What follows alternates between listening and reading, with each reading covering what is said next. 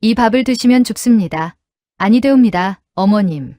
양반과 며느리라는 계집이 제 시어머니의 칠첩반상을 발로 차서 뒤엎어 버렸으니 온 집안이 발칵 뒤집히는 것은 당연한 일이었지요. 굶주린 동생들을 위해 쌀서말에 팔려온 약초꾼의 딸분이가 도대체 왜 이런 미친 짓을 벌인 것인지 사람들은 도무지 이해할 수가 없었답니다. 이 무모한 선택 뒤에는 10년 전 눈보라 속에 묻힌 처절한 비밀이 숨겨져 있었으니 그 내막을 이제부터 들려드리려 합니다. 안녕하세요. 이야기 재밌으시면 구독이랑 좋아요 살짝 눌러주고 가세요. 안 누르면 주인공이 더 고생합니다. 적막하던 대청마루에 벼락 같은 비명이 터져 나왔답니다. 서슬퍼런 며느리 분이의 거친 손이 정씨 부인의 앞에 정갈하게 놓인 칠첩반상을 사정없이 걷어찼지요. 와장창 하는 굉음과 함께 묵직한 유기그릇들이 마당에 박석 위로 비명 지르듯 굴러떨어졌고 김이 모락모락 나던 하얀 이밥과 기름진 고기 반찬이 차가운 클바닥 위로 무참히 내팽개쳐졌답니다. 정씨 부인의 단아하고 고운 안색 위로는 멀건 국물과 끈적한 밥풀떼기가 흉측하게 튀어올랐고 마당에서 일하던 노비들은 넋을 잃은 채 석상처럼 그 자리에 얼어붙었지요. 밥냄새와 흙먼지가 뒤섞인 마루 위에는 오직 서늘한 정적만이 감돌았답니다. 이 믿기지 않는 광경을 지켜보던 시동생 박 씨는 쥐고 있던 합죽선을 마루 바닥에 내던지며 노발대발 소리를 질렀답니다. 저 년이, 저 미친년이 결국 대형 사고를 치는구나. 형수님, 저런 근본도 없고 배운 것도 없는 약초꾼 딸년을 며느리로 들이시더니 이게 무슨 망측한 꼴입니까? 우리 가문의 채통이 진흙탕에 처박혔습니다. 박 씨의 번들거리는 기름진 눈에는 살벌한 광기가 등등했고 옆에 서 있던 첫 막내는 입술을 파르르 떨며 분이를 증오 섞인 눈으로 쏘아보았지요. 하지만 정작 밥상을 엎은 분이는 바닥에 납작 엎드린 채 온몸을 사시나무 떨듯 떨고 있었답니다. 갈라진 손톱 밑에는 거친 흙대가 가득했고 검게 그을린 얼굴 위로는 굵은 땀방울이 눈물처럼 흘러내렸지요. 거친 숨을 몰아쉬는 그녀의 등 위로 박 씨의 고함이 채찍처럼 날아와 꽂혔답니다. 도대체 무엇이 이순하디순하고 말 한마디 제대로 못하던 며느리를 이토록 대담한 미치광이로 만든 것일까요? 이 기괴하고도 처절한 소동에서 막은 사흘. 전 분이가 이 으리으리한 집의 높은 문턱을 처음 넘던 그날로 거슬러 올라간답니다. 한 달 전 분이는 화려한 꽃가마 대신 먼지가 풀풀 날리는 흙길을 홀로 걸어 시가로 들어왔지요. 가난한 약초꾼의 딸로 태어나 입이 찢어지게 굶주리는 동생 셋의 목숨을 살리기 위해 겨우 쌀서말에 평생을 팔아넘긴 가련한 몸이었답니다. 집안의 하인들은 코를 킁킁거리며 분이를 짐승 보듯 위아래로 훑어보았지요. 애구구 저기 좀 보게나. 며느리가 아니라 어디 산에서 막 내려온 산적 딸내미가 온 줄 알았네. 약초꾼 딸이 양반과 안주인이 된다니 해가 서쪽에서 뜨는 꼴을 보겠구먼. 그들의 비아냥거림은 날카로운 얼음 조각처럼 분이의 좁은 등 뒤에 사정없이 꽂혔답니다. 하지만 분이는 그들의 매정한 비웃음 따위 귀에 들어오지도 않았지요. 대청마루 끝에 앉아 자신을 기다리던 시어머니 정씨 부인을 마주한 순간 그녀의 심장은 천둥 소리를 내며 멎는 것만 같았거든요. 단정하게 쪽진 머리에 기품이 흐르는 비단 한복을 입었으나 뺨에는 짙은 병색이 완연한 그 얼굴. 분이는 온몸에 솜털이 곤두서는 소름과 함께 그대로 자리에 돌처럼 굳어버렸답니다. 아, 저 얼굴, 저 인자한 눈매와 목소리. 그것은 10년 전 지독한 눈보라가 몰아치던 겨울날의 기억이었지요. 11살 어린 분이가 산속에서 길을 잃고 얼어 죽어가던 그때 기적처럼 나타나 자신의 따뜻한 비단 겉옷을 벗어 덮어주고 꽁꽁 얼어붙어 감각도 없는 작은 몸을 등에 업고 산길을 달려 마을까지 데려다준 그 고귀한 은인. 제 고운 손이 동상에 걸려 진물이 흐르는데도 오직 어린 목숨 하나를 살리기 위해 필사적으로 숨을 몰아쉬던 그 양반 부인이 지금 바로 눈앞에 있었던 것입니다. 분이는 가슴이 미어지는 심정으로 바닥에 이마가 닿도록 절을 올렸지요. 정씨 부인은 분이를 전혀 알아보지 못한 채 그저 가냘픈 손으로 입을 가리고 힘겨운 기침만 토해낼 뿐이었답니다.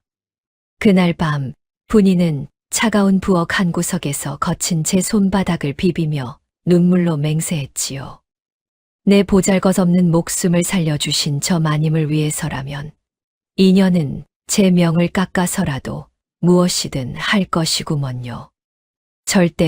절대로 저승길에 혼자 가게 두지 않을 겁니다. 분이의 눈에는 서늘한 결기가 서렸답니다. 그러나 은혜를 갚으려는 분이의 결심은 시작부터 시커먼 어둠 속으로 빠져들었지요. 시동생 박 씨와 그의 첫 막내가 시어머니의 침소 주변을 뱀처럼 맴돌며 은밀하고도 불길한 계략을 꾸미고 있었거든요. 분이의 날카로운 눈미와 숲속에서 단련된 약초꾼의 예민한 감각이 그들의 소리 없는 움직임을 하나하나 그림자처럼 쫓기 시작했답니다. 분이는 아래 십수를 피가 나도록 꽉 깨물었지요. 광 바닥의 틈새에서 올라오는 시린 한기가 며느리의 발끝을 타고 올라와 심장을 차갑게 적셨답니다. 번듯한 양반가의 며느리가 되었으니 이제는 팔자를 고친 것이 아니냐며 부러워하는 이들도 있었지만 실상분이의 시집살이는 매 순간이 칼날 위를 걷는 것처럼 위태롭고 시렸답니다. 평생 산속을 누비며 약초나 캐던 처녀가 법도 엄한 대갓집의 안주인 노릇을 하려니 무엇 하나 제대로 손에 익는 것이 없었지요. 첫날부터 무거운 녹그릇을 닦다 떨어뜨려 귀한 식기를 깨뜨리는가 하면 밥물을 맞추지 못해 누런 가마솥 바닥을 새카맣게 태워 먹기 일쑤였답니다. 매캐한 탄내가 온 집안에 진동할 때마다 행랑채 하인들의 비웃음 섞인 혀차는 소리가 담장을 넘어 분이의 귓가를 따갑게 때렸지요. 어이구, 저 꼴 좀 보게나. 약초꾼 딸년이라더니 가마솥을 약탕기로 아는 모양이야. 저런 미련한 것을 며느리라고 들였으니 우리 마님께서도 참 복도 없으시지. 하인들의 비아냥거림은 분이의 발목을 잡는 족쇄와 같았답니다. 분이는 그저 고개를 푹 숙인 채 죄송합니다. 잘못했습니다. 라는 말만 더듬거리며 되풀이할 뿐이었지요. 그 중에서도 분이를 가장 힘들게 하는 것은 남편 김진사의 차가운 눈빛이었답니다. 어머니 정씨 부인의 고집으로 어쩔 수 없이 거지나 다름없는 분이를 아내로 맞이한 그는 분이를 사람 취급조차 하지 않았지요. 서재에 틀어박혀 글만 읽던 김진사는 분이가 차 내온상을 들고 들어올 때마다 눈길 한 번 주지 않고 차갑게 내뱉었답니다. 그리 어리숙한 몸짓으로 내 방에 드나들지 마시오. 보는 것만으로도 항문하는 이의 마음이 어지러워지니 말이오. 서방님의 매몰찬 말 한마디에 분이의 가슴에는 피멍이 들었지만 그녀는 그저 문지방을 넘으며 치맛자락을 움켜쥐고 눈물을 삼켰지요. 그런 분이에게 유일하게 손을 내민 것은 시동생 박 씨가 데려온 막내였답니다. 부엌일을 도우며 삭막한 집안 분위기에 적응하지 못하던 분이에게 다가온 막내는 시종일관 살가운 웃음을 지으며 언니 노릇을 자처했지요. 새언니, 힘들지요? 이 집 법도가 워낙 엄해서 그래요. 제가 옆에서 잘 도와줄 테니 너무 기죽지 말아요. 막내는 분이의 거친 손을 잡으며 다정하게 속삭였지만 이상하게도 분이는 그녀의 서늘한 눈동자를 마주할 때마다 등골이 오싹해지는 기분을 느꼈답니다.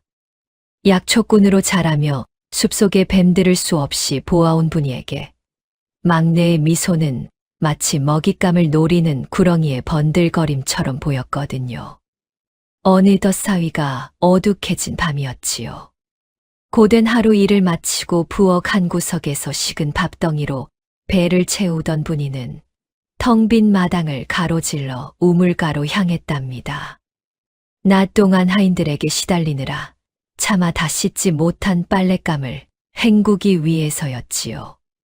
차가운 우물물에 손을 담그자 쩍쩍 갈라진 손등이 비명 지르듯 아려왔지만 분이는 이를 악물고 방망이질을 했답니다.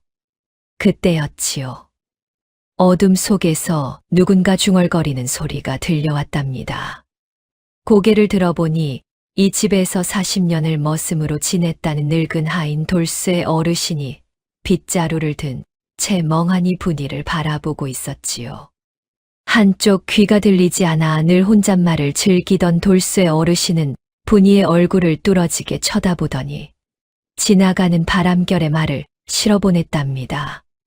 참으로 닮았어 10년 전 그날 우리 마님이 눈보라 속에서 품에 안고 들어왔던 그 어린 거지를 쏙 빼닮았단 말이야.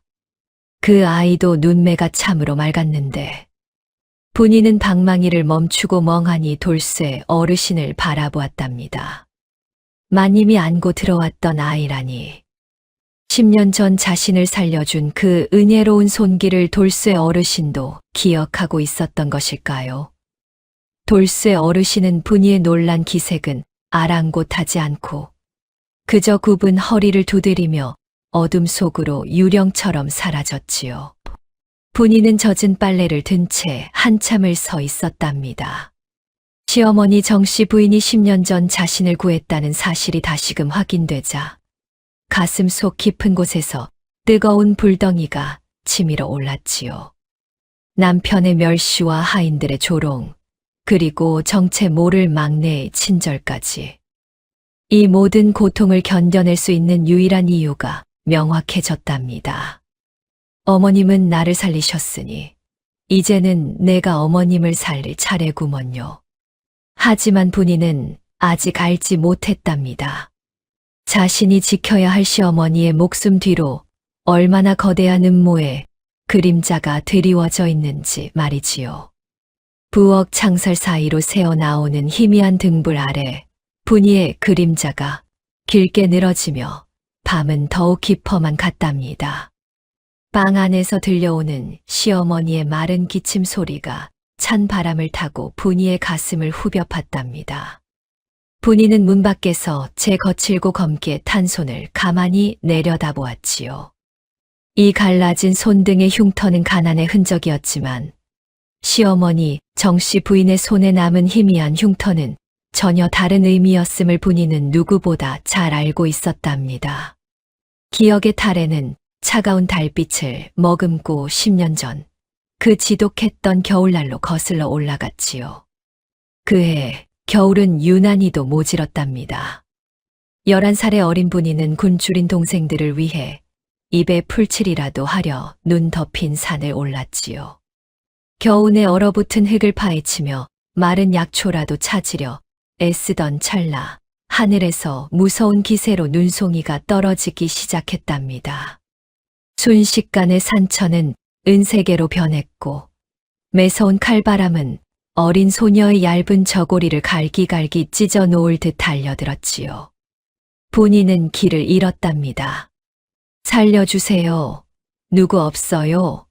라고 목이 터져라 외쳤으나 돌아오는 것은 짐승의 울음 같은 바람 소리뿐이었지요.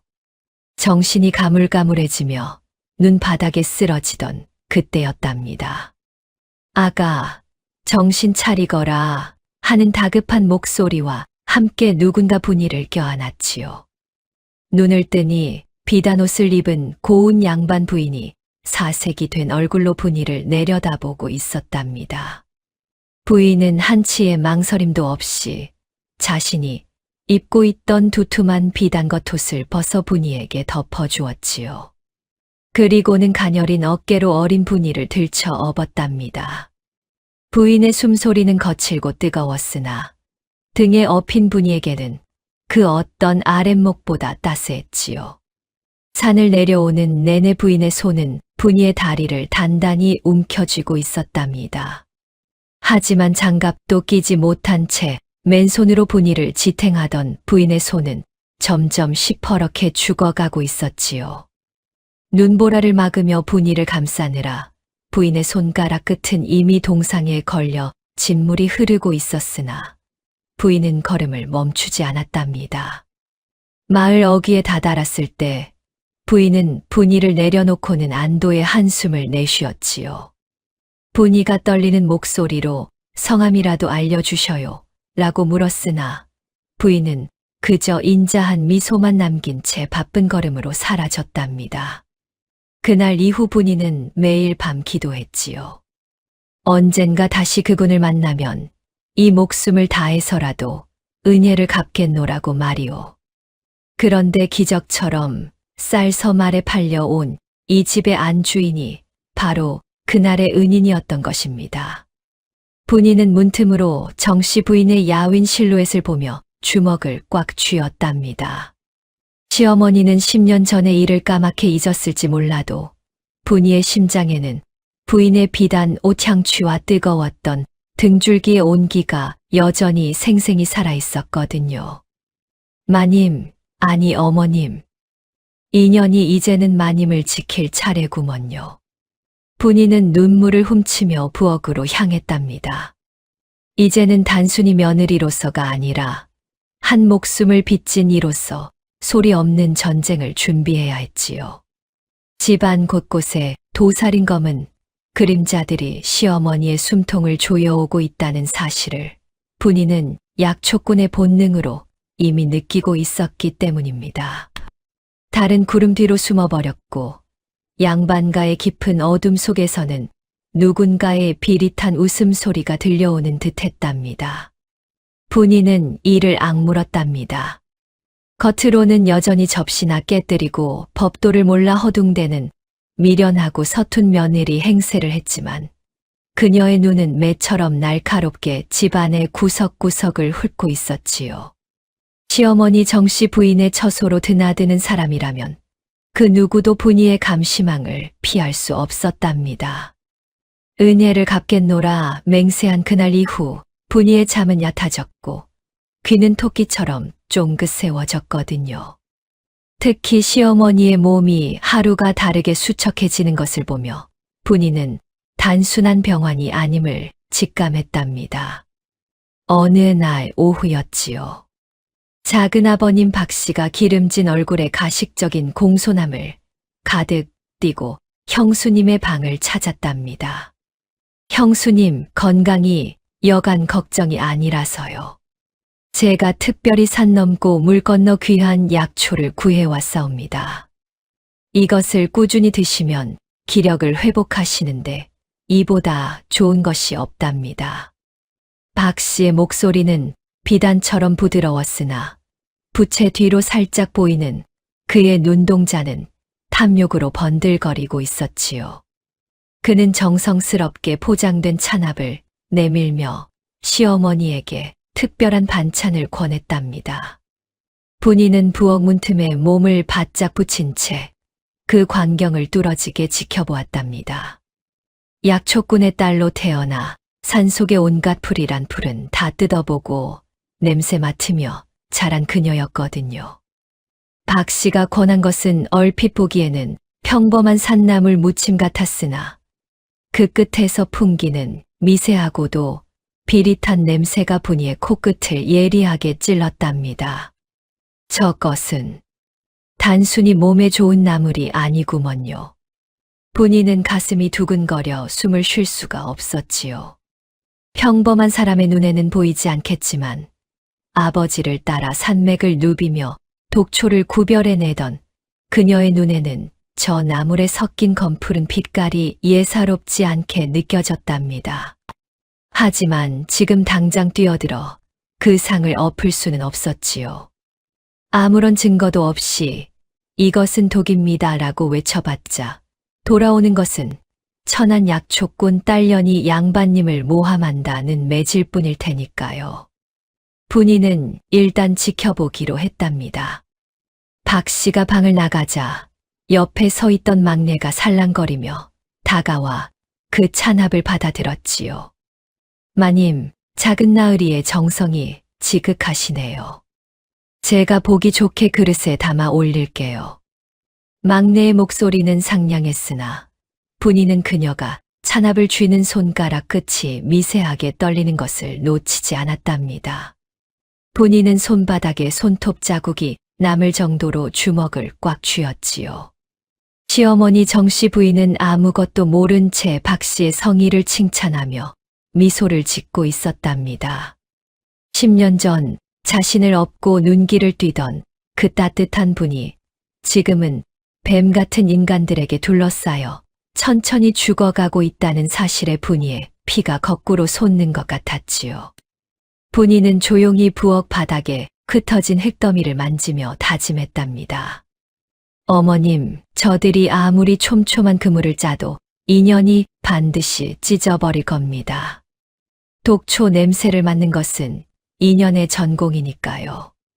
그날 밤 분이는 모두가 잠든 틈을 타 박 씨가 가져온 찬압의 찌꺼기를 찾기 위해 어둠 속으로 몸을 숨겼답니다.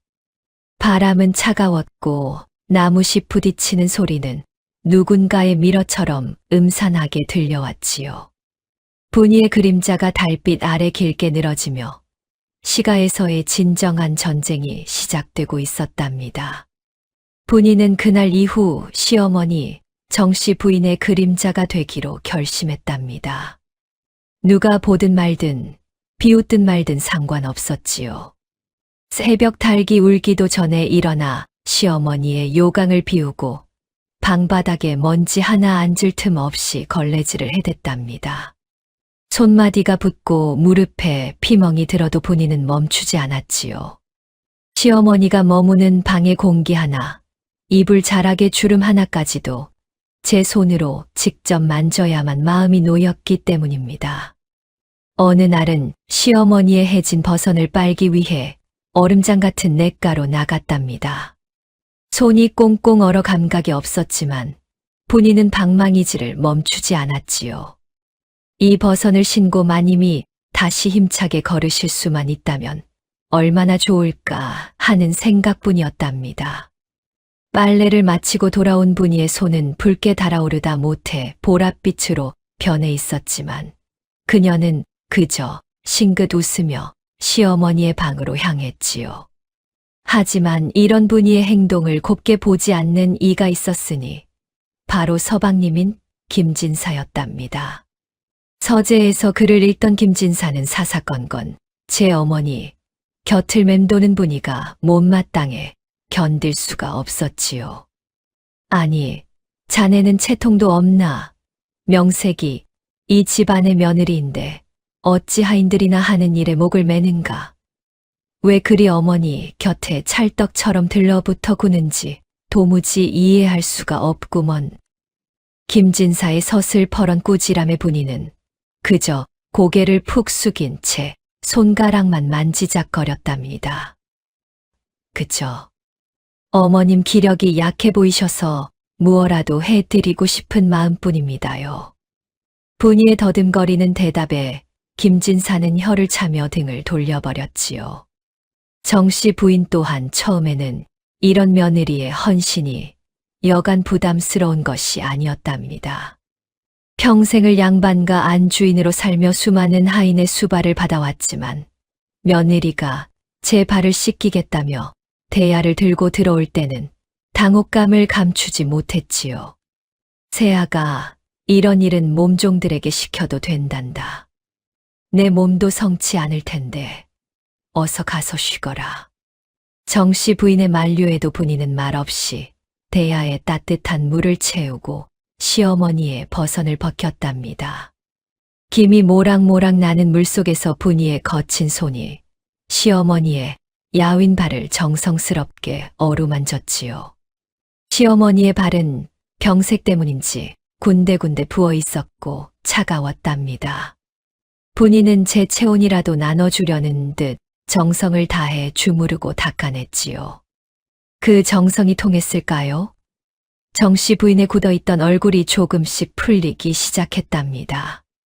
그러던 중 정씨 부인의 시선이 자신의 발을 씻기는 분이의 손등에 머물렀지요. 그것은 도저히 꽃다운 나이의 여인이라고는 믿기지 않을 만큼 험하고 비루한 손이었답니다. 굵게 마디진 손가락, 여기저기 갈라져 굳은 살이 박인 손등, 그리고 군데군데 남은 흉터들까지. 정씨 부인의 눈동자가 미묘하게 흔들렸답니다. 어디서 본 듯한 손이로구나. 분명히 본 적이 있어. 10년 전 눈보라 속에서 자신이 업었던 그 아이의 손이었는지, 아니면 그날 동상에 걸린 제 손을 어루만져 주던 누군가의 온기였는지, 기억은 가물가물했으나 심장만은 거세게 요동치고 있었지요.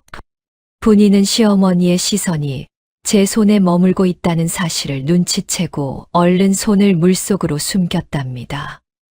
어머님, 물이 식었구먼요. 더 따뜻한 물을 가져오겠습니다요. 분이는 서둘러 대야를 들고 방을 나섰지요.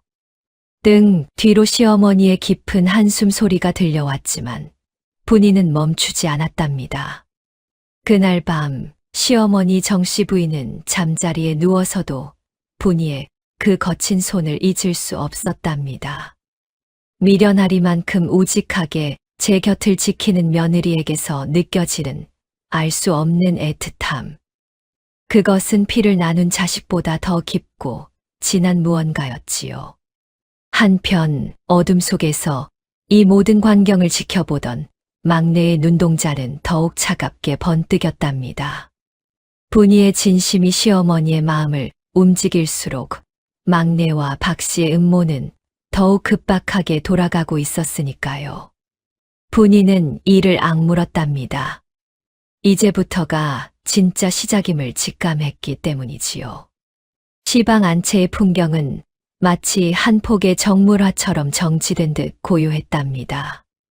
문틈으로 스며든 창백한 오후의 햇살이 반질반질하게 닦인 장판 위에 길게 누워 먼지들이 춤추는 것을 지켜보고 있었지요. 구석에서 조심스레 바닥을 훔치던 분이를 물끄러미 바라보던 정씨 부인이 이윽고 조용히 입을 열어 며느리를 불렀답니다. 새아야, 하던 일을 멈추고 잠시 이리 가까이 오너라. 평소의 서늘한 기침 소리 대신 들려온 인자한 목소리의 분이는 깜짝 놀라들고 있던 걸레를 떨어뜨릴 뻔했지요. 분이는 엉금엉금 기어 시어머니의 보료 앞으로 다가갔답니다. 정씨 부인은 곁에 두었던 작은 소반 위에서 옥색 도자기압 하나를 꺼내 들었지요. 뚜껑을 열자 은은하고도 달콤한 동백기름 향사가 방 안 가득 퍼져나갔답니다. 이리 손을 내밀어 보거라. 내 손이 참으로 거칠구나. 꽃다운 나이에 고생만 시키는 것 같아 내 마음이 한 구석이 아릿하구나. 정씨 부인은 분이의 거칠고 검게 탄 손을 두 손으로 조심스레 감싸 쥐었지요. 그것은 비단처럼 부드러우나 병색 때문인지 조금은 서늘한 손길이었답니다. 분이는 제 손이 마님의 고운 손을 더럽히기라도 할까봐 움찔하며 뒤로 빼려 했지만 정씨 부인은 더욱 단단히 분이의 손을 붙잡았지요. 손가락 끝에 찍어낸 노란 기름방울이 분이의 쩍쩍 갈라진 손등 위로 떨어졌답니다. 시어머니의 가느다란 손가락이 분이의 굳은 살 박인 마디마디를 어루만지며 기름을 펴 발라주기 시작했지요. 아무리 약초꾼의 딸이라 해도 여인의 손이 이리 험해서야 되겠느냐. 매일 밤 잊지 말고 바르거라. 정씨 부인의 나직한 훈계의 분이는 결국 참고 있던 눈물을 한 방울 툭 떨어뜨리고 말았답니다. 뜨거운 눈물방울은 기름진 손등 위를 미끄러져 내려가 바닥에 얼룩을 남겼지요. 그 순간 분이는 10년 전 눈보라 속에서 보았던 그 기적 같은 온기를 다시 느꼈답니다. 제 손을 어루만지는 이 감촉, 이 향취. 비록 세월이 흘러 힘은 빠졌을지언정 자신을 등에 업고 산길을 달릴 때 제 다리를 꽉 움켜쥐었던 그 절박하고도 따뜻했던 은인의 손길이 틀림없었거든요. 분이는 고개를 숙인 채 어깨를 들썩이며 소리 죽여 울었답니다. 정씨 부인은 며느리가 그저 시집살이의 서름 때문에 우는 줄로만 알고 가만히 분이의 등을 토닥여 주었지요. 방 안에는 오직 동백기름의 향기와 두 여인의 나직한 숨소리만이 감돌며 아주 짧은 평화가 머물렀답니다. 하지만 이 작고 시린 행복은 그리 오래 가지 못했지요. 대청마루 건너편 닫힌 문틈 사이로 서늘한 눈동자 하나가 이 광경을 뱀처럼 지켜보고 있었거든요. 박 씨의 첩이자 위장하인인 막내였답니다. 막내는 입술을 비릿하게 뒤틀며 시어머니와 며느리의 다정한 모습을 노려보았지요. 그녀의 손에는 박 씨가 건네준 정체 모를 가루 주머니가 꽉 쥐어져 있었답니다. 분이의 진심이 시어머니의 마음을 열수록 박 씨와 막내가 준비한 독리는 더욱 날카롭게 갈리고 있었지요. 평화로운 안채 뒤편에서 음모의 그림자가 소리 없이 길어지고 있었답니다. 동백기름의 은은한 향기가 채 가시기도 전에 대갓집 안채에는 다시금 음산한 서리가 내려앉기 시작했답니다. 시어머니 정씨 부인의 안색은 하루가 다르게 마른 낙엽처럼 누렇게 변해갔고 품이 있던 목소리는 갈라진 논바닥처럼 푸석해졌지요. 무엇보다 괴이한 것은 식사만 마치면 마님이 극심한 어지럼증을 호소하며 자리에 드러눕는 것이었답니다. 눈앞이 핑핑 돌고 속이 메스꺼우니 이 일을 어찌할꼬. 정씨 부인은 이마를 짚으며 신음했으나 의원은 그저 기력이 다한 탓이라며 고개만 저을 뿐이었지요. 하지만 약초꾼의 딸로 산맥을 누비며 온갖 풀의 성질을 몸소 익힌 분이의 생각은 달랐답니다. 분이는 이것이 세월이 주는 병환이 아니라 누군가 인위적으로 심어놓은 죽음의 씨앗임을 직감했지요. 그녀는 그때부터 밤잠을 줄여가며 유령처럼 집안을 떠돌았답니다. 특히 시어머니의 입으로 들어가는 모든 것이 만들어지는 부엌은 분이의 주된 감시 현장이 되었지요. 분이는 낮에는 미련한 며느리처럼 굴면서도 밤이면 쥐죽은 듯 숨을 죽이고 부엌 창살 너머의 움직임을 살폈답니다. 그러던 어느 깊은 밤 사위가 정적에 잠기고 길짐승조차 숨을 죽인 시각이었지요. 분이는 부엌 한 구석 그림자에 몸을 숨긴 채 숨소리조차 내지 않고 기다렸답니다. 그때 문이 끼익 소리를 내며 열리더니 누군가 조심스러운 발걸음으로 부엌에 들어왔지요. 바로 작은아버님 박 씨의 수아이자 분이에게 언니 노릇을 하던 막내였답니다. 막내는 평소에 살가운 웃음기를 싹 지운 채 얼음장처럼 차가운 눈동자로 주위를 살피더니 품속에서 작은 비단 주머니 하나를 꺼냈지요. 막내의 손이 가마솥 뚜껑을 열었답니다. 그리고는 그 주머니 안에서 정체 모를 회색 가루를 한 움큼 집어 시어머니의 밥물 위에 털어넣는 것이 아니겠습니까? 가루가 물에 닿아 스르르 녹아내리는 그 찰나 분이는 저도 모르게 마른 침을 삼켰지요. 그 소리에 놀란 막내가 번개처럼 고개를 돌려 분이가 있는 어둠 속을 쏘아보았답니다. 새언니 밤늦게 여기서 웬일이어요? 잠이 안 와서 마실이라도 나온 게요. 막내는 순식간에 가면을 쓰듯 부드러운 목소리로 물었으나 그 손은 여전히 독주머니를 꽉 움켜쥐고 있었지요. 분이는 심장이 갈비뼈를 뚫고 나올 듯 요동쳤지만 일부러 어수룩하게 뒷머리를 긁적이며 대답했답니다. 그저 배가 고파서 누룽지라도 얻을까 싶어 왔구먼요. 막내 언니. 분이의 연기에 막내는 비릿한 미소를 지으며 부엌을 나갔지만 분이는 그 자리에서 주저앉을 뻔했지요. 방금 막내가 넣은 가루가 물결을 따라 소용돌이치며 사라지는 것을 본 순간 분이는 확신했답니다. 저들이 마님을 천천히 그러나 확실하게 죽이고 있다는 사실을 말이오. 분이의 손끝이 시린 새벽 공기 속에서 파르르 떨렸답니다. 새벽 공기가 코끝을 시리게 스치는 이른 시각이었답니다. 분이는 모두가 깊은 잠에 빠진 틈을 타 쥐죽은 듯 부엌으로 스며들었지요.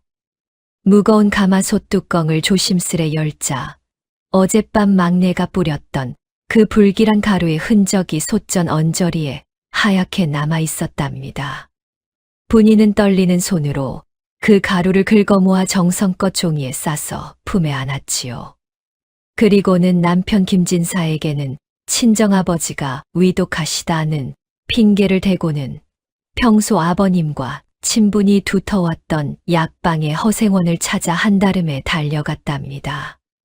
약방의 낡은 문을 열자 매캐한 한약재 냄새와 함께 먼지가 뽀얗게 앉은 허생원이 분이를 맞이했지요. 분이는 숨을 몰아쉬며 품속에서 종이 꾸러미를 꺼내 놓았답니다. 어르신, 이것이 무엇인지 좀 봐주셔요. 우리 마님이 드시는 밥물에 들어갔던 것인데 아무래도 예사롭지가 않구먼요. 분이의 간절한 부탁에 허생원은 돋보기를 집어들고 가루를 이리저리 살피더니 혀끝에 살짝 대어보았답니다. 순간 허생원의 얼굴이 흙빛으로 변하며 급히 가루를 뱉어냈지요. 이것은 보거의 내장을 말려가라는 가루가 아니냐. 허생원의 목소리가 파르르 떨렸답니다. 분이는 가슴이 철렁 내려앉았지요. 보거 내장이라니요. 그것이 그리 무서운 것입니까요? 분이의 물음에 허생원은 연신 마른 침을 삼키며 대답했답니다. 무섭다마다. 이것을 조금씩 장기간 먹게 되면 사람의 오장육부가 서서히 썩어 들어가게 되지. 겉으로는 그저 기력이 쇠한 것처럼 보이지만 속은 이미 문드러지는 법이라네. 분이는 그제야 시어머니의 병색이 왜 그토록 깊어만 갔는지 깨달았답니다. 그렇다면 이것을 한 번에 많이 먹게 되면 어찌 됩니까요? 분이의 절박한 질문에 허생원은 고개를 가로저으며 단호하게 말했지요. 그건 물어 무엇 하나. 즉사지. 숨이 넘어갈 틈도 없이 그 자리에서 목숨을 잃게 될 게야. 그 말을 듣는 순간 분이의 머릿속에는 오늘 아침 막내가 평소보다 훨씬 많은 양의 가루를 밥물에 털어 넣던 모습이 번개처럼 스쳐 지나갔답니다. 분이는 약방 문을 박차고 뛰어나왔지요. 오늘이야. 오늘 그놈들이 끝장을 보려는 것이구먼요. 시장통의 사람들을 해치며 달리는 분이의 눈앞이 캄캄해졌답니다. 시어머니 정씨 부인의 앞에 놓일 그 죽음의 밥상이 눈에 선했거든요. 증거도 없고 누구도 제 말을 믿어주지 않을 양반가에서 미천한 며느리가 할 수 있는 일이 무엇이겠습니까? 하지만 분이는 멈추지 않았지요. 제 목숨을 살려준 은인을 위해서라면 이번에는 제 목숨을 걸고서라도 그 밥상을 막아야 했답니다. 분이의 집신이 달아 없어질 듯 흙먼지를 일으키며 시가를 향해 달렸지요. 등 뒤로 해가 떠오르고 있었으나 분이의 마음 속에는 그 어느 때보다 짙은 어둠이 깔리고 있었답니다. 이제 시어머니에게 허락된 시간은 단 한 끼의 식사뿐이었지요. 분이는 이를 악물며 다짐했답니다. 어머님, 제가 갑니다. 조금만 기다리셔요. 숨을 헐떡이며 대문을 들어선 분이의 눈앞에 보인 것은 평소와 다름없이 평온한 집안의 풍경이었답니다. 하지만 그 고요함이 마치 폭풍 전야의 정적처럼 분이의 목덜미를 서늘하게 옥죄었지요. 분이는 마른 침을 삼키며 조심스레 몸을 숨긴 채 시동생 박 씨의 거처인 사랑채 뒷방으로 스며들었답니다. 그곳은 평소 사람의 발길이 뜸해 음침한 기운이 감도는 곳이었지요. 문틈 사이로 새어나오는 박 씨의 비릿한 웃음소리에 분이는 심장이 입 밖으로 튀어나올 것만 같았답니다. 방 안에서 박 씨는 번들거리는 눈을 가늘게 뜨고 기름진 손가락으로 누런 종이 뭉치를 하나하나 넘겨보고 있었지요. 그것은 시어머니 정씨 부인이 평생을 읽어온 전답과 가옥의 재산 문서였답니다. 박 씨는 탐욕에 젖은 목소리로 부채질을 하며 중얼거렸지요. 이 문서들이 내 손에 완전히 들어오기만 하면 저 고지식한 형수님도 저 미련한 조카 진사놈도 내 밑에서 기게 될 게야. 박 씨의 비열한 눈빛은 이미 집안의 모든 것을 집어삼킨 듯 광기에 번뜩이고 있었답니다. 그때 옆에 서 있던 막내가 차가운 눈동자를 빛내며 박 씨의 어깨를 주물렀지요. 나으리, 이제 준비는 다 되었사옵니다. 오늘 아침 밥물에 넣은 가루면 정씨 부인은 오늘 해를 넘기지 못할 것이구먼요.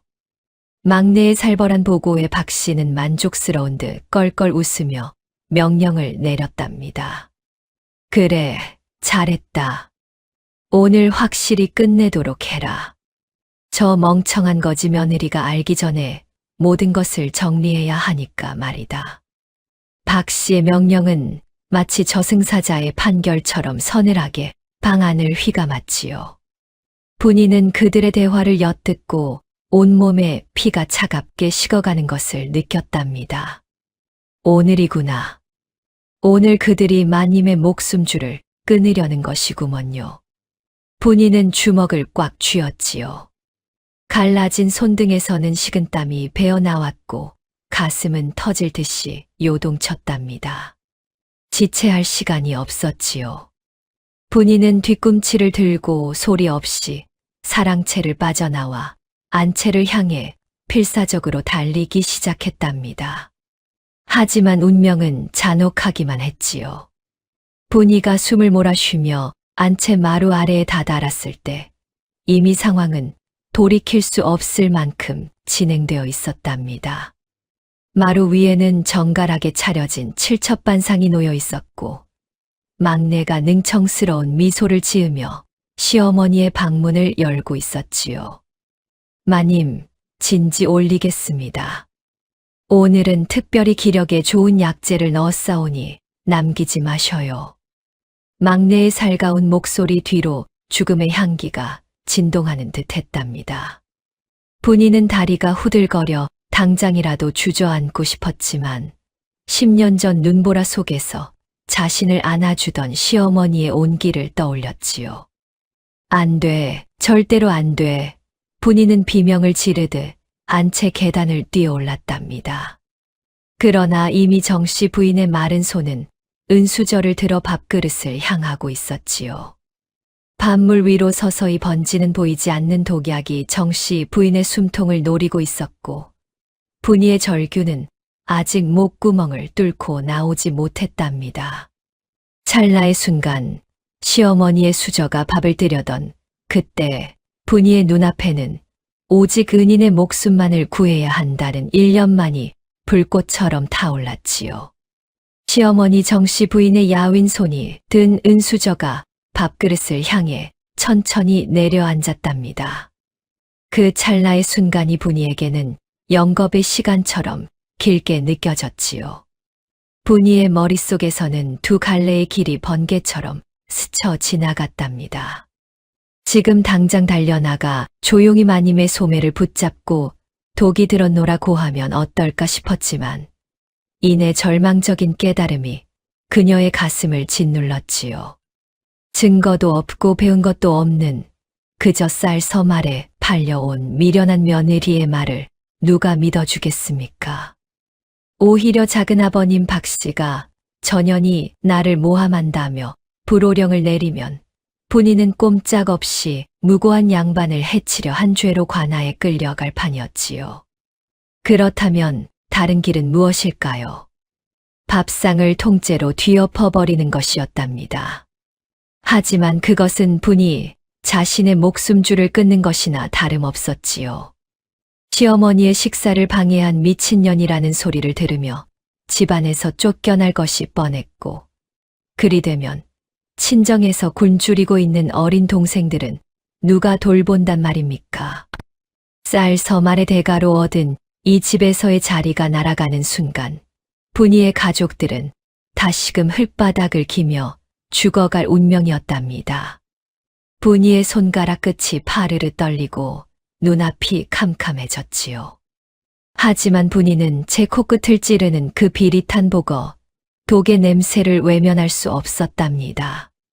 저 수저가 입술에 닿는 순간 10년 전 자신을 눈보라 속에서 건져 올린 그 고귀한 목숨이 허무하게 꺼져버릴 것이었지요. 동생들이 굶주리는 것도 무섭고 내가 미친년 소리를 듣는 것도 두렵지만 마님을 또다시 잃는 것은 죽기보다 더 싫구먼요. 분이의 눈에 서린 망설임이 서서히 지독한 결기로 변해갔답니다. 시어머니의 입술이 마침내 밥알을 머금으려던 그 순간이었지요. 분이는 숨을 크게 들이마시며 안채 마루를 향해 화살처럼 몸을 날렸답니다. 제 평생의 안락과 가족의 배부름, 그리고 며느리라는 이름의 채통까지 모두 진흙탕에 처박기로 결심한 것이었지요. 분이의 거친 발이 마루 바닥을 박차고 나갔고 그녀의 그림자가 정씨 부인의 밥상 위로 거대하게 드리워졌답니다. 그것은 이 집안의 모든 권위와 질서를 깨부수는 처절한 몸짓이었지요. 분이는 자신의 선택이 가져올 혹독한 대가를 이미 알고 있었으나 그저 시어머니의 맑은 눈망울에 다시는 죽음의 그림자가 어른거리지 않기만을 바랐답니다. 밥상을 향해 뻗은 분이의 손끝이 허공을 갈랐고 운명의 주사위는 이미 던져진 뒤였지요. 사위가 정적에 휩싸인 가운데 오직 분이의 거친 숨소리만이 안채의 고요를 난폭하게 찢어밟히고 있었답니다. 이 밥을 드시면 죽습니다. 아니 되옵니다, 어머님. 적막하던 대청마루에 벼락 같은 비명이 터져 나왔답니다. 서슬퍼런 며느리 분이의 거친 손이 정씨 부인의 앞에 놓인 칠첩반상을 사정없이 걷어찼지요. 와장창 소리와 함께 묵직한 유기그릇들이 마당으로 굴러떨어지고 김이 모락모락 나던 하얀 쌀밥과 고기 반찬이 차가운 흙바닥 위로 무참히 내팽개쳐졌답니다. 정씨 부인의 고운 얼굴에는 멀건 국물과 밥풀떼기가 흉하게 튀어올랐고 집안 노비들은 넋을 잃고 그 자리에 얼어붙었지요. 평생을 정갈하게 살아온 안주인의 밥상이 이토록 처참하게 유린당한 적은 가문의 역사상 단 한 번도 없었답니다. 이 광경을 지켜보던 시동생 박 씨는 합죽선을 내던지며 노발대발 소리를 질렀답니다. 저 년이, 저 미친년이 결국 사고를 치는구나. 형수님, 저런 근본도 없는 약초꾼 딸년을 며느리로 들이시더니 이게 무슨 망측한 꼴입니까? 박 씨의 번들거리는 눈에는 살기가 등등했고 옆에 있던 막내는 입술을 깨물며 분이를 증오 섞인 눈으로 쏘아보았지요. 정작 밥상을 엎은 분이는 바닥에 납작 엎드린 채 온몸을 사시나무 떨듯 떨고 있었답니다. 손톱 밑에는 흙대가 가득하고 얼굴은 검게 탄 채로 거친 숨만 몰아쉬었지요. 정씨 부인은 충격에 휩싸여 아무 말도 잇지 못했답니다. 자신이 아끼던 며느리가 그 따뜻한 손길로 발을 씻겨주던 아이가 어찌하여 이런 폐륜을 저질렀는지 도무지 믿기지가 않았거든요. 얼굴에 묻은 밥풀보다 가슴에 박힌 배신감이 더 컸기에 부인의 눈동자는 떨리고 있었답니다. 그때 박 씨가 가문의 질서를 바로잡겠다며 서슬퍼런 명령을 내렸지요. 전현 당장 끌어내. 감히 윗분께 독을 운운하며 상을 엎어. 저것은 미친 것이 아니면 집안을 망치려는 요물이다. 그 자리에 함께 있던 서방님 김진사 또 한 분이를 외면했답니다. 평소에도 아내를 부끄러워하며 눈도 마주치지 않던 그였기에 이번 소동은 그의 인내심을 완전히 바닥나게 했지요. 어머니를 해하려 한 죄, 내 결코 용서하지 않겠소. 김진사의 차가운 한마디에 분이의 가슴은 천갈래만 갈래 찢어지고 말았답니다. 분이는 끌려가는 와중에도 밥을 드시면 안 됩니다. 제발 믿어주셔요. 라고 울부짖었으나 돌아오는 것은 서늘한 눈초리와 무거운 매질 뿐이었지요. 마당 한복판에서 분이는 멍석에 말려 모진 곤장을 맞았답니다. 둔탁한 매가 등을 때릴 때마다 뼈가 으스러지는 고통이 밀려왔지만 분이는 비명조차 지르지 못했지요. 그저 이를 악물고 눈물을 삼켰답니다. 곤장이 끝난 후 피투성이가 된 분이는 캄캄하고 축축한 광 속에 내던져졌지요. 차가운 바닥에 쓰러진 분이는 가쁜 숨을 몰아쉬며 어둠 속에서 중얼거렸답니다. 그래도 마님은 살았으니 그것으로 되었구먼요. 피 냄새와 흙먼지가 뒤섞인 광 속에서 분이는 10년 전 그날의 눈보라를 떠올렸답니다. 은인의 목숨을 구하기 위해 자신의 모든 것을 던졌으니 비록 오늘 밤이 생의 마지막일지라도 후회는 없었지요. 하지만 억울함에 가슴이 미어지는 것은 어쩔 수 없었답니다.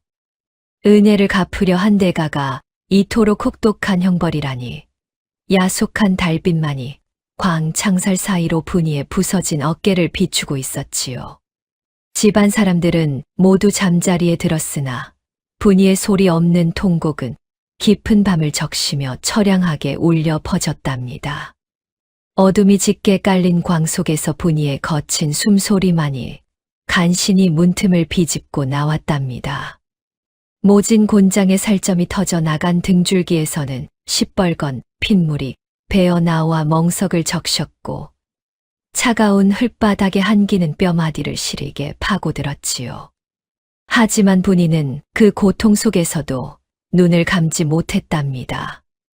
마님께서 그 밥을 드시지 않았으니 이제는 죽어도 여한이 없구먼요. 분이는 혼잣말을 내뱉으며 입가에 희미한 미소를 띄었지요. 하지만 집안 사람들에게 분이는 그저 은혜도 모르고 시어머니의 밥상을 엎은 미친년일 뿐이었답니다. 그때였지요. 평생을 입을 닫고 살았던 늙은 하인 돌쇠가 횃불을 높이 들고 안채 마당으로 나섰답니다. 40년 동안 이 집에서 묵묵히 마당을 쓸던 충복의 눈에는 평소와 다른 서슬퍼런 결기가 서려 있었지요. 돌쇠는 정씨 부인의 방 앞으로 다가와 털썩 무릎을 꿇으며 외쳤답니다. 마님, 이 늙은 돌쇠가 40년 만에 처음으로 청을 올립니다. 저 광 속에 갇힌 며느님을 내치시기 전에 제발 이것을 확인해 주셔야 합니다. 돌쇠의 떨리는 목소리에 방 안에서 신음하던 정씨 부인이 힘겹게 문을 열었지요. 돌쇠의 손에는 낮에 분이가 엎어버렸던 그 밥그릇이 들려 있었답니다. 마당 구석에 쏟아졌던 밥덩이를 정성스레 긁어모아 온 것이었지요. 정씨 부인과 박씨, 그리고 뒤늦게 나타난 김진사가 지켜보는 가운데 돌쇠는 마당 한편에 묶여있던 늙은 개에게 그 밥을 던져주었답니다. 굶주렸던 개가 밥을 허겁지겁 씹어 삼키는 찰나 온 집안에 기괴한 침묵이 흘렀지요. 그런데 이게 무슨 일입니까? 밥을 삼킨 개가 세 걸음도 떼지 못하고 온몸을 파르르 떨더니 검붉은 피를 토하며 그 자리에서 고꾸라지는 것이 아니겠습니까? 밥그릇 속에서 풍겨 나오던 그 미세한 보거, 독의 비릿한 냄새가 죽음의 증거가 되어 마당에 뿌려졌답니다. 정씨 부인은 비명을 지르며 뒤로 넘어갈 뻔했고 박 씨의 얼굴은 순식간에 흙빛으로 변해 쥐 죽은 듯 입을 닫았지요. 쏟아진 밥 한 공기가 곧 죽음의 독밥이었음을 눈앞에 시체가 증명하고 있었답니다. 경악에 빠진 안방 마님에게 돌쇠는 눈물을 흘리며 고개를 조아렸지요. 마님, 저 아이가 마님 목숨을 살린 겁니다. 10년 전 눈보라 속에서 마님이 품에 안고 온 그 거지 아이가 오늘 마님을 다시 한 번 살린 것이란 말입니다. 그 말에 정씨 부인의 심장이 천둥 소리를 내며 요동쳤답니다. 10년 전 그날 제 손등에 동상 자국을 남기며 살려냈던 그 아이. 이름도 모른 채 잊고 지냈던 그 보잘것없는 목숨이 이제는 며느리가 되어 제 목숨을 대신 짊어지고 광 속에서 죽어가고 있었던 것이지요. 정씨 부인은 신발도 신지 못한 채 맨발로 광을 향해 뛰기 시작했답니다. 새아가, 내 새끼야. 부인의 처절한 곡소리가 밤하늘을 찢었고 아내를 외면했던 김진사 또한 벼락을 맞은 듯 그 자리에 얼어붙었지요. 굳게 닫혔던 진실의 문이 열리는 순간 악인들의 탐욕스러운 그림자는 달빛 아래 비겁하게 몸을 숨겼답니다. 광의 녹슨 빗장이 풀리는 소리는 이 처절한 야담이 새로운 국면으로 접어들었음을 알리는 신호였지요. 마당 한복판에 쓰러진 개의 검붉은 피가 차가운 박석 위로 번져나가는 것을 본 순간 집안의 공기는 순식간에 얼음장처럼 굳어버렸답니다.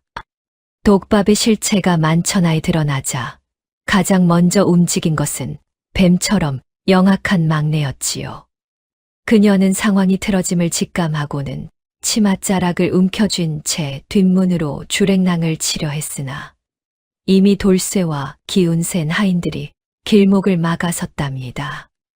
도망치려던 막내는 맥없이 붙잡혀 마당으로 끌려왔고 고문조차 시작하기 전에 겁에 질려 바닥에 머리를 짓지으며 모든 사실을 털어놓기 시작했지요. 마님, 살려주셔요. 저는 그저 작은 나으리가 시키는 대로만 했을 뿐이구먼요. 막내의 비명 섞인 폭로가 터져 나오자 박 씨는 부르르 떨리는 손으로 부채를 쥐고는 펄쩍 뛰며 발뺌했답니다. 인연이 어디서 감히 양반을 모함하느냐. 형수님, 저 천한 것의 말을 믿으시는 건 아니겠지요. 박 씨의 비겁한 변명이 마당을 울렸지만 정씨 부인의 서슬퍼런 눈빛은 흔들리지 않았지요. 그때 광에서 부축을 받으며 간신히 걸어 나온 분이가 피 묻은 소매 안에서 구겨진 종이 뭉치 하나를 꺼냈답니다. 그것은 박 씨가 막내에게 독약의 사용법을 적어보냈던 서찰이자 약방 허생원에게 독을 사러 갔을 때 그가 흘렸던 결정적인 증거였지요. 분이가 그 서찰을 정씨 부인의 발치에 내려놓자 박 씨의 얼굴은 시신처럼 창백하게 변해 입을 쩍 벌린 채 아무 말도 하지 못했답니다. 정씨 부인은 떨리는 손으로 그 서찰을 읽어 내려가더니 이윽고 박 씨 앞에 서서 대지를 울리는 호통을 쳤지요. 서방님 살아계실 때 제 자식처럼 거두어 그대의 목숨을 살려주고 가문을 지키게 한 내 은혜를 고작 이리 비참하게 갚으려 하였는가. 정씨 부인의 목소리에는 배신감으로 인한 피눈물이 섞여 있었답니다. 정씨 부인의 서슬퍼런 꾸짖음 앞에 박 씨는 결국 무릎을 꿇고 목숨만을 구걸했으나 이미 때는 늦었지요. 고지여 관아에서 들이닥친 포교들이 쇠사슬을 박 씨와 막내의 목에 걸었답니다. 기름진 얼굴로 아나무인하게 굴던 박 씨는 이제 죄인의 몸이 되어 흙바닥을 기며 끌려갔고 살갑게 굴던 막내의 미소는 처참한 비명으로 바뀌었지요. 은혜를 원수로 갚으려 했던 자들의 말로는 이토록 비참하고도 확실했답니다. 분이는 그 광경을 지켜보며 시어머니의 마른 손을 꽉 잡았답니다. 악인들은 관아로 압송되었고 집안을 덮쳤던 검은 안개는 새벽바람에 흩어지듯 사라졌지요. 사람들은 이 광경을 보며 인과응보라는 말이 결코 헛된 것이 아님을 다시금 깨달았답니다. 박 씨가 흘린 관복 자락이 먼지 속에 짓밟히고 마당에 남은 핏자국은 비가 내리면 씻겨 나갈 것이었으나 그들이 저지른 죄의 흔적은 영원히 사람들의 입에 오르내릴 야담의 한 장이 되었답니다. 무심한 세월은 쉼없이 흘러 어느덧 3번의 복을 입히고 3번의 흰 눈을 뿌렸답니다. 시커먼 도끼가 서렸던 안채에는 이제 구수한 밤 냄새와 아이의 해맑은 웃음소리가 담장을 넘어 마을 어귀까지 퍼져나갔지요. 시어머니 정씨 부인을 죽음의 문턱까지 몰아넣었던 박씨와 막내가 관하로 끌려간 뒤 이 집안에는 비로소 참된 평화가 찾아왔던 것입니다. 가장 먼저 변한 것은 며느리 분이의 위상이었답니다. 한때는 쌀섬 아래 팔려온 거지 며느리라 불리며 하인들의 비웃음을 샀으나 이제는 집안의 모든 대소사를 주관하는 당당한 안주인이 되었지요. 분이는 여전히 부지런하여 손에서 물기를 말릴 날이 없었지만 그 손은 더는 비루함의 상징이 아니었답니다. 갈라진 손등 위로는 정씨 부인이 매일같이 발라주던 동백기름 덕에 은은한 윤기가 흘렀고 그녀가 걷는 발걸음마다 가문의 질서가 바로 섰지요. 무엇보다 큰 경사는 분이가 옥동자 같은 아들을 낳은 것이었답니다. 정씨 부인은 병색을 털어내고 몰라보게 건강해져 이제는 통통하게 살이 오른 손자를 품에 안고 온종일 웃음꽃을 피웠지요. 손자의 재롱을 보며 시어머니는 분이의 손을 꼭 쥐고는 습관처럼 말했답니다. 내 새끼, 내가 우리 집안의 복덩이로구나. 너 아니었으면 이 할미가 어찌 이런 기쁨을 누렸겠느냐. 정씨 부인의 눈에는 며느리에 대한 깊은 신뢰와 사랑이 가득 담겨 있었답니다. 또한 아내를 이거지라 부르며 벌레 보듯 외면했던 서방님 김진사의 변화는 마을 사람들의 입방아에 오를 만큼 놀라웠지요. 그는 이제 서재에만 틀어박히는 대신 장바구니를 든 분이의 뒤를 따르거나 뜰에서 아이를 돌보는 아내를 물끄러미 바라보며 미소 짓곤 했답니다. 어느 달 밝은 밤 김진사는 분이의 거친 손을 처음으로 소중히 맞잡으며 고백했지요. 내가 눈이 멀어 그대의 귀한 마음을 몰라보았소. 쌀섬 아래 팔려온 것이 아니라 하늘이 내게 보낸 가장 귀한 보물을 내가 발로 걷어차려 했구려. 김진사의 진심 어린 사주의 분이는 그간의 서름이 눈 녹듯 사라지는 것을 느꼈답니다. 분이의 친정 형편 또한 눈부시게 달라졌지요. 예전에는 동생 셋이 입이 찢어지게 배를 고파하며 산불이나 캐 먹었으나 이제는 분이가 보낸 쌀가마니가 곳간에 넘쳐났답니다.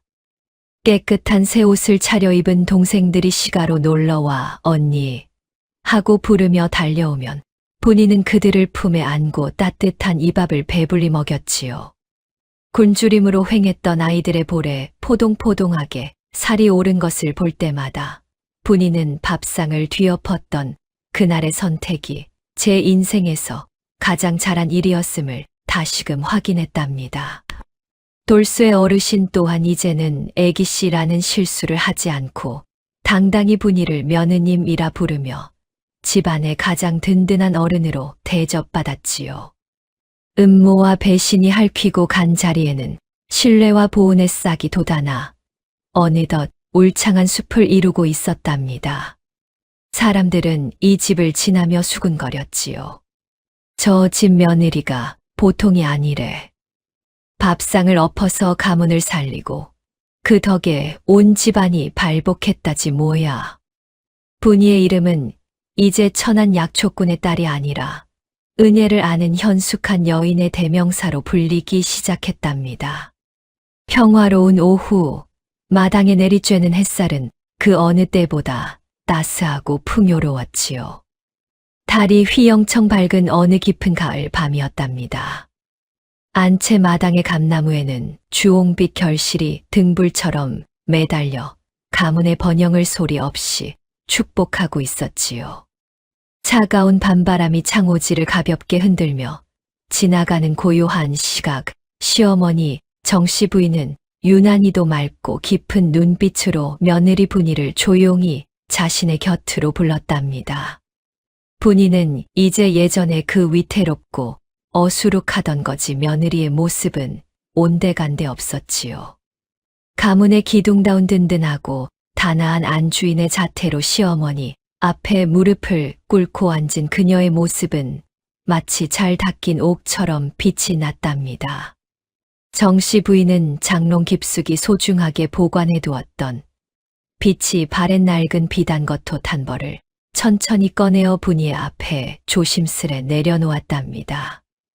그것은 10년 전 그 모진 눈보라 속에서 어느 가냘픈 어린 목숨을 감싸 안고 사선을 넘나들었던 바로 그 옷이었지요. 새아야, 이 옷을 기억하느냐? 10년 전 그 지독한 눈보라가 앞을 가리던 험한 산길에서 내가 내 목숨보다 아끼며 한 아이에게 입혀 업어내렸던 바로 그 옷이란다. 내 손이 얼어 터지는 줄도 모르고 필사적으로 지키려 했던 그 아이. 그 아이가 바로 너였구나. 정씨 부인의 목소리는 잔잔한 강물처럼 깊고도 따뜻하게 방 안을 가득 채웠답니다. 분이는 시어머니의 부드러우면서도 애틋한 눈길을 마주하자 가슴 속 깊은 곳에서 뜨거운 불덩이 같은 것이 울컥 치밀어 올랐지요. 그녀는 말없이 고개를 숙였답니다. 시어머니의 주름진 손을 자신의 두 손으로 소중히 감싸 쥐자 10년 전 그 차가운 산속에서 느껴졌던 뜨거운 온기가 다시금 전해지는 듯했지요. 어머님. 그날 어머님께서 제 손을 놓지 않으시고 저를 살려주지 않으셨다면 저는 이미 그 차가운 흙더미 속에서 이름 없는 넋이 되었을 것입니다요. 어머님은 제게 처음으로 세상의 온기를 가르쳐 주셨고 이제는 2번의 생명을 주신 진정한 어버이십니다요. 분이의 진심 어린 고백에 정씨 부인은 눈가에 맺힌 이슬 같은 눈물을 조용히 닦아내며 자애로운 미소를 지었답니다. 나는 그저 인간으로서 마땅히 해야 할 작은 일을 했을 뿐인데 너는 내 목숨과 미래를 모두 걸고 이 늙은이의 독이 든 밥상을 뒤엎어 나를 살렸구나. 은혜라는 것은 참으로 기묘하고도 위대한 것이었어. 내가 10년 전에 베풀었던 그 작은 온기가 세월을 돌아 결국 내 목숨을 구하는 가장 큰 방패가 되어 돌아왔어. 너와 나는 비록 피 한 방울 섞이지 않은 타인이었으나 그 어떤 혈육보다 더 진하고 숭고한 인연의 끈으로 묶인 것이로구나. 이보다 더 귀한 천생연분이 어디 있겠느냐. 정씨 부인의 말은 창가에 스며드는 달빛보다 더 환하고 따뜻하게 분이의 마음 구석구석을 어루만졌지요. 사실 이 야박한 세상 사람들은 자신이 남에게 베푼 것은 금세 잊어버리고 남에게 받은 것은 당연하게 여기거나 혹은 기억조차 하려 하지 않는 법이랍니다. 하지만 분이는 그 반대의 길을 묵묵히 걸어왔지요. 자신이 받았던 그 한 줄기 따스한 기억을 평생의 가슴에 새기고 가장 위태로운 위기의 순간에 가장 용기 있는 선택으로 그 은혜를 갚았던 것입니다.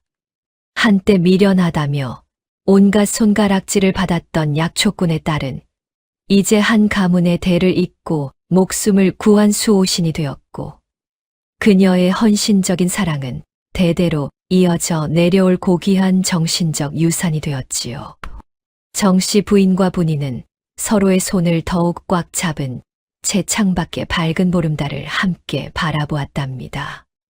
그 달빛 아래에는 안방에서 평온하게 잠든 손자의 고른 숨소리와 남편 김진사의 든든한 그림자, 그리고 이제는 굶주림의 고통에서 벗어나 행복한 꿈을 꾸고 있을 친정 식구들의 평화가 깃들어 있었지요.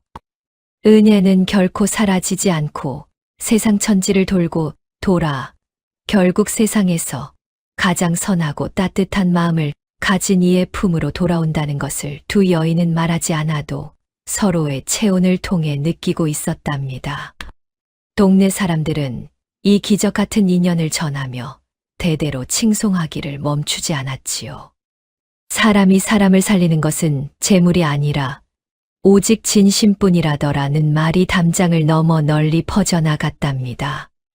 분이의 그 용기 있는 뒤엎음은 단순한 반항이 아니라 은혜를 향한 가장 처절하고도 거룩한 기도였음을 이제는 온 마을이 다 알고 있었지요. 그들의 이야기는 영원히 지지 않는 꽃이 되어 조선의 밤하늘을 수놓았답니다. 사람들은 이 이야기를 전하며 이리 말했다 하지요. 한 줌의 밥이 죽어가는 목숨을 살리고 한 번 뒤엎은 밥상이 천년의 은혜를 갚았다. 내가 남에게 베푼 작은 선행은 언젠가 반드시 나를 죽음에서 구하는 거대한 성벽이 되어 돌아오고 받은 은혜를 목숨보다 소중히 여기는 마음이야말로 사람이 이 세상에 태어나 갖춰야 할 가장 아름다운 보석이라더라.